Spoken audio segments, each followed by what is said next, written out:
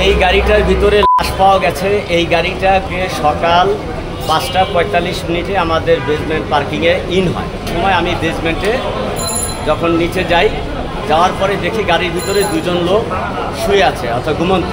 তখন আমি তাদেরকে গ্লাসে নক করে ডাকার চেষ্টা করি। যখন আমি কোনো রেসপন্স পাই না, তখন আমি ওই দরজা টান দেওয়ার পরে গাড়ির দরজা খুলে যায়, পিছনের দরজাটা খোলার পরে আমি তাদেরকে ডাকার চেষ্টা করি।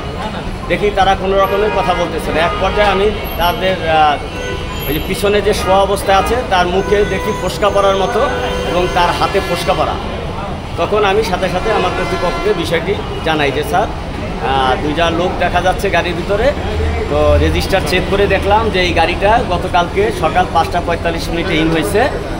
তো তারা কোনো কথা বলতেছে না এবং তাদের মুখে এরকম ফোসকা দেখা যাচ্ছে না। দুর্গন্ধ তো আমার বেসমেন্টেই দুর্গন্ধ, কারণ আমার পুরো হাসপাতালের বর্জ্যটা রিসাইকেলিং হয় ওই ফ্লোর, যার জন্য ওইরকম আলাদা কোনো স্মেল ওখানে বোঝার উপায় নেই। আপনি নিজে গেলেও দেখতে পাবেন। এরপরে পুলিশকে সাথে নিয়ে আমি যাই এবং আমার অথরিটি যাই এবং পরবর্তীতে পুলিশের আরও যে ফরেন্সিক টিম আছে ওনাদের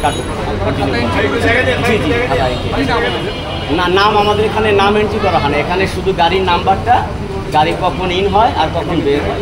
গাড়িটা যখন ঢুকছে ওটা আমার সময় ছিল, এটা আমার অন্য গাড়িতে যারা ছিল তাদেরকে চিনতেন কিনা? না, এটা আমার সময় ঢুকে নাই, আমি ওই সময় ছিলাম।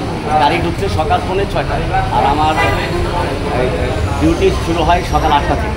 আমি জানতে পারছি উনি বলছে যে না, শুধু ড্রাইভারই গাড়ি ছিল, পিছনে কোনো লোক ছিল না। আমি এমন কিছু শুনেছি, এমনটি আমাকে